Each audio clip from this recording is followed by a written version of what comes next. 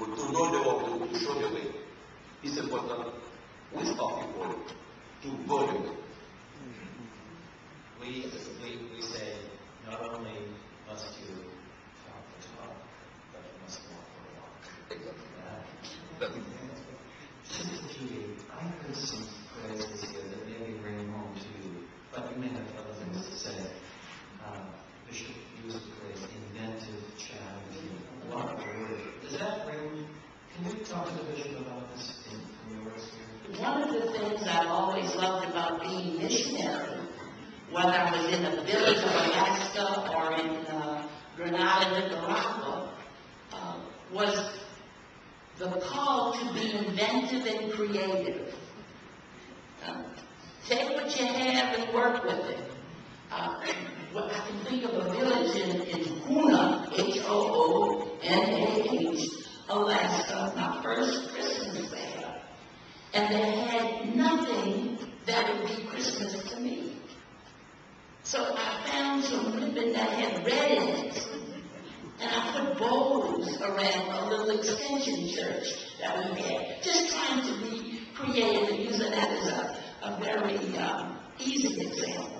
So I do understand about the idea of being inventive, creative in our missionary work, and in so many, many different ways.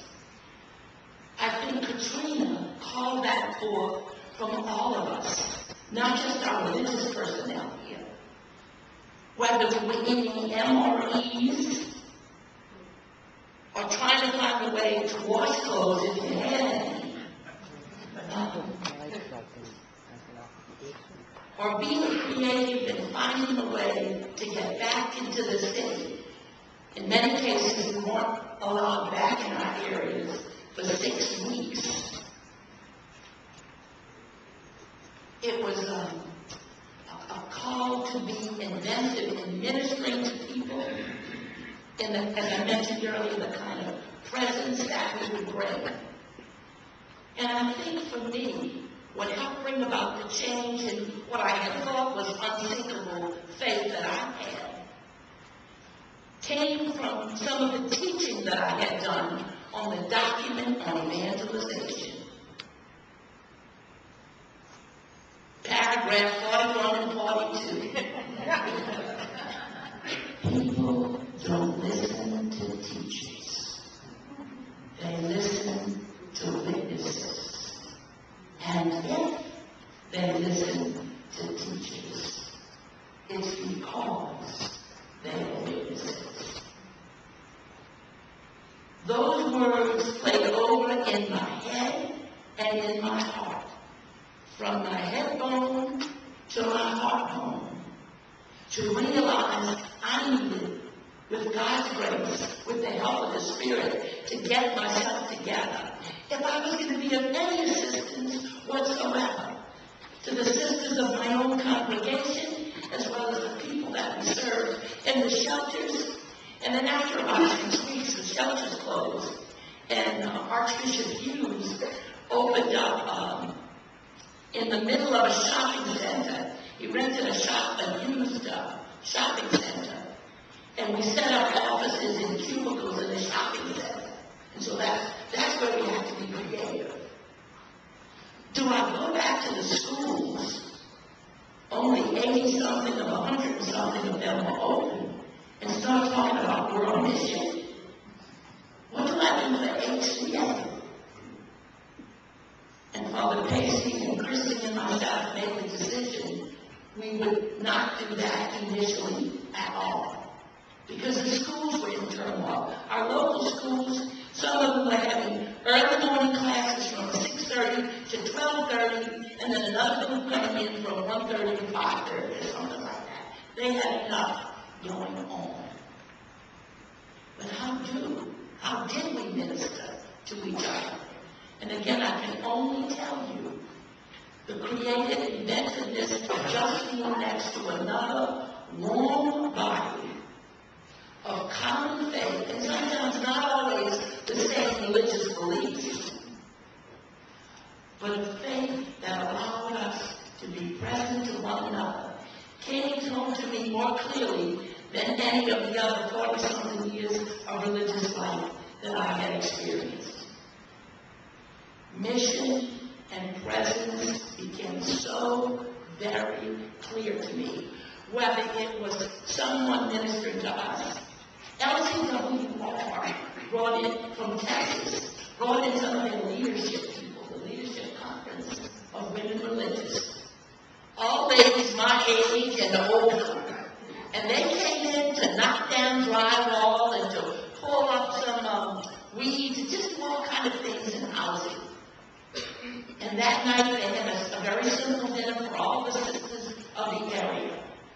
And I remember the women religious from here saying, look, even if the sisters saying, well, you're not so good with a screwdriver, I had a hard time with the hammer. And we said, it's not what you're doing to the buildings. Your being here is building us up. If I ever felt the body of Christ being present to me, it was those situations over and over and over again, whether it was college kids giving up a break, the LCWR sending in women religious, or a group from a parish in Minnesota or Cleveland coming in to be present to us and to offer whatever their professional skills were. Creative inventiveness at its best, and church at her best. I think, Bishop, you had some experience of being ministered to as well.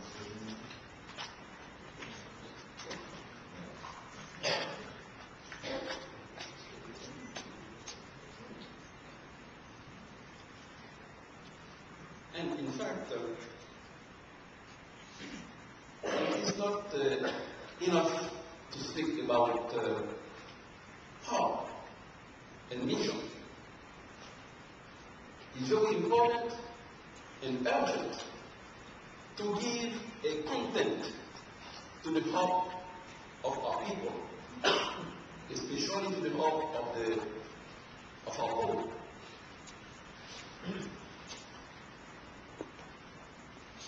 I want to give an example. Now we have the two big challenges.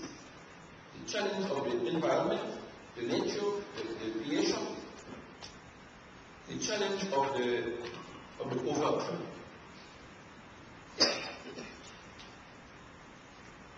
And we find that it is really urgent and necessary to give a real content to the hope of our people. It is urgent and necessary to give a content to a new spring for our people and for the whole.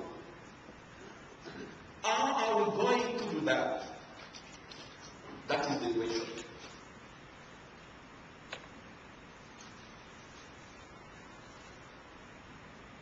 I find that in my country, even if we have a wonderful country,